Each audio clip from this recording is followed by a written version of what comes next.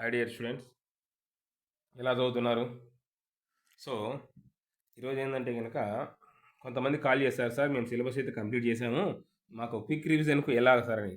దానికోసం నేను ఆల్రెడీ చాలా ముందు ప్రిలిమ్స్ కూడా పెట్టానండి. 30 డేస్కు 15 డేస్కు షెడ్యూలు, మీకు ఏమేమి చదవాలా, ఎప్పుడు ఏం చదవాలనేది. దీన్ని ఫాలో అయ్యారంటే కనుక మీకు టెన్షన్ అవి ఏమి ఉండవన్నమాట. ఒకటి గుర్తుపెట్టుకోండి, ఈ టైంలో మీరు ప్రెజర్కు లోన్ కావాల్సిన అవసరం లేదు. మీరేమి యుద్ధానికి పోవట్లేదు, ఎగ్జామ్ పోతున్నారు, అది గుర్తుపెట్టుకోండి.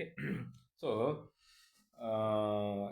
డిసెంబర్ 28 అంటే కనుక రేపుగా మన్నాడండి, డిసెంబర్ 28 నుంచి ఏపీ హిస్టరీ కానీ, నేను ఏం చెప్పినా అథెంటిక్గా చెప్తానండి. నేను ఎప్పుడో చెప్పాను, 6 months బ్యాకే చెప్పాను, జనవరిలో క్యాలెండర్ ఉంటుందండి అని.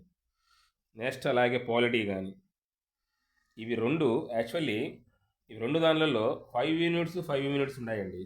సో ఒక యూనిట్కి వచ్చేసి 3 రోజులు మాత్రమే, ఇంకా టైం లేదు. మీరు ఇంకా ఒక పేపర్ పట్టుకొని ఎలాడుతున్నారంటే ఇబ్బంది పడతారు.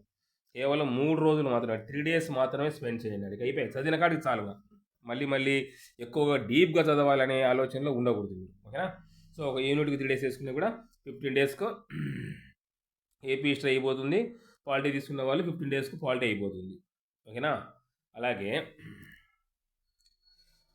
అలాగే సెకండ్ పేపర్కు నేను మెటీరియల్ ఏమి ఇవ్వనండి, ముందుగానే చెప్తున్నాను. మీకు ఏం చదవాల్సింది, ఏ బుక్స్ చదవాల్సింది, ఎలా చదవాల్సింది చెప్తాను, దాన్ని మాత్రం ఫాలో కండి.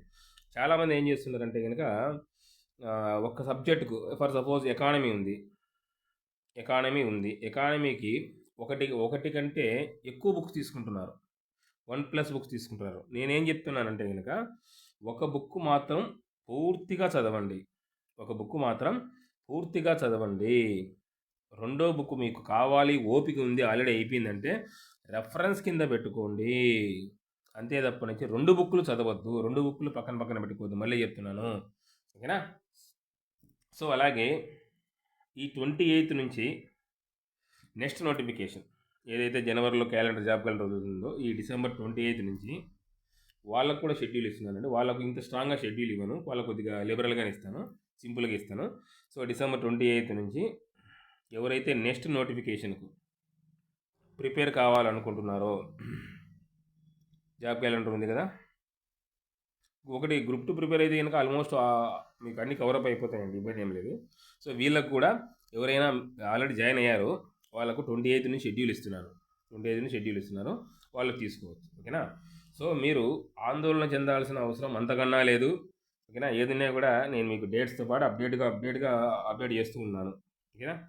సో మీరు చాలామంది ఇప్పటికే కట్ ఆఫ్ ఇంత ఉంటుంది అని చెప్తున్నారు. నేను చెప్తాను చూడండి, నా ఎక్స్పీరియన్స్ ప్రకారం మీరు 2 పేపర్లు కదండి మెయిన్స్కు. First paper AP history, polity. First పేపర్లో 130+ ఈజీగా పెట్టచ్చు. కాకపోతే కనుక ఎలా ఉంటుందంటే క్వశ్చన్ మాత్రం ఈజీగా ఇవ్వడు, క్వశ్చన్ పేపర్ మాత్రం ఇప్పుడు ఏపీపీఎస్సీ వాళ్ళు ఈజీగా ఇవ్వడు, వాళ్ళు యూపీఎస్సీ ట్రెండ్ను ఫాలో అవుతున్నారు.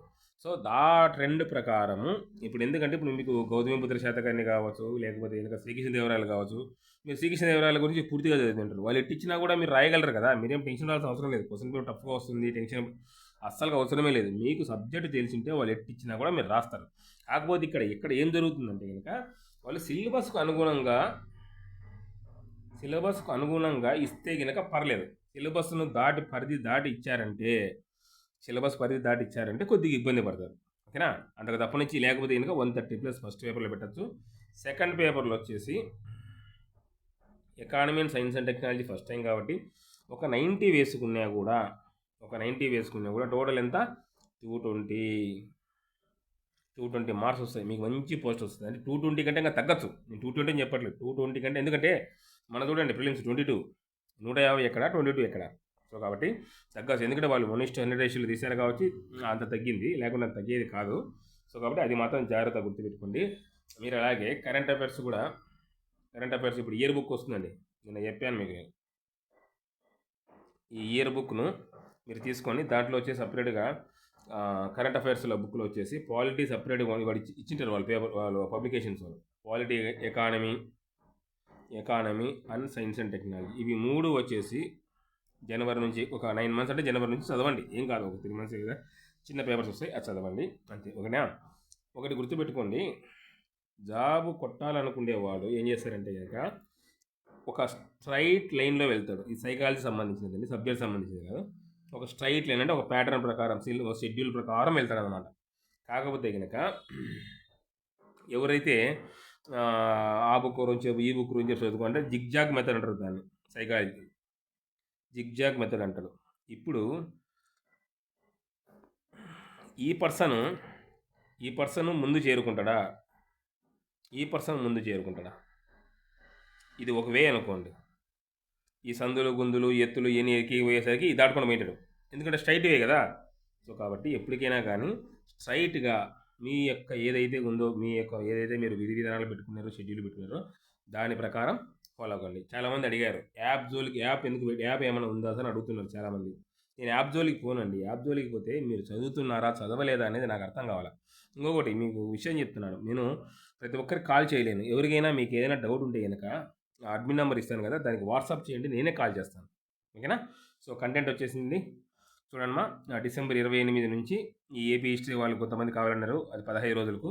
అది కావాలంటే 25 నుంచి షెడ్యూల్ ఇస్తాను. షెడ్యూల్ ఎలా ఉంటుందంటే చూపించాను కదా, షెడ్యూల్ ఇస్తాను. కొత్త బ్యాచ్ ఎవరైనా జాయిన్ కావాలనుకుంటే డిసెంబర్ 28 నుంచి జాయిన్ కానీ ఇబ్బంది ఏం లేదు.